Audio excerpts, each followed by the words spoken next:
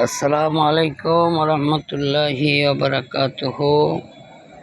আজকের পরন্ত এই বেলায় আমি মেহেন্দিগঞ্জ স্বাস্থ্য কমপ্লেক্স এর মধ্যে প্রবেশ করে ডাক্তার স্যাররা যে রোডটা দিয়ে তাদের রুমে যায়, কোয়ার্টারে যায়, ওই রোডটার কাছে আসলাম এবং প্রায় আমি এই রোডটা একটু হাঁটি, আনন্দ উপভোগ করি। যেহেতু এই রোডটা আপনারা দেখতেছেন দুই সাইডে কি সুন্দর নারিকেল গাছ, তার ফাঁকে ফাঁকে আম গাছ, দুই রাস্তার দুই পাশেই আম গাছ, নারিকেল গাছ লাগানো এবং সুসজ্জিত সারিবদ্ধ। মনে হয় যেন একটা পার্কের মধ্যে হাঁটতেছি।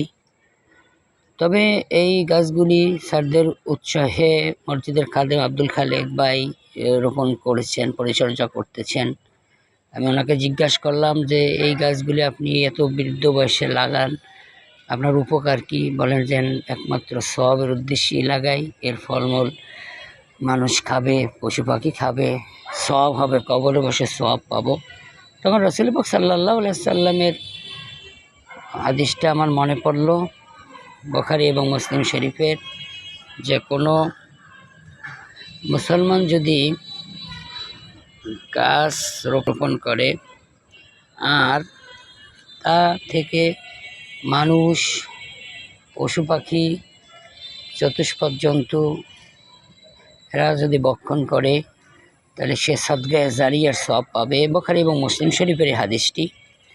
কাজী বৃক্ষ রোপণের পর আমাদের গুরুত্ব দিতে হবে। কত সুন্দর করে স্যারদের উৎসাহে, ডাক্তার স্যারদের উৎসাহে এত সুন্দর একটা পরিবেশ করেছেন।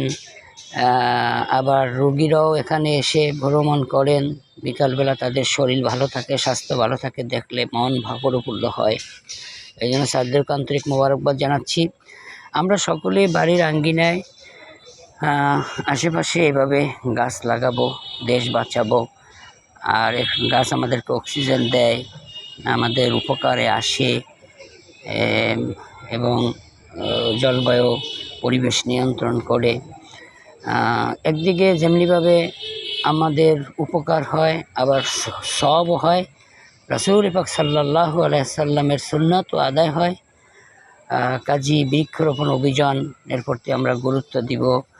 ফলজ গাছ, বনজ গাছ, ঔষধি গাছ, এই তিন প্রকারের গাছ লাগিয়ে আমরা দেশকে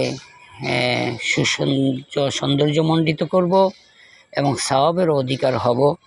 আল্লাহ রাব্বুল আলামিন আমাদেরকে রাসূলের এই হাদিসের উপর আমল করার তৌফিক দান করুক। ওমা তৌফিক ইল্লা বিল্লাহ। আসসালামু আলাইকুম ওয়া রাহমাতুল্লাহি ওয়া বারাকাতুহু।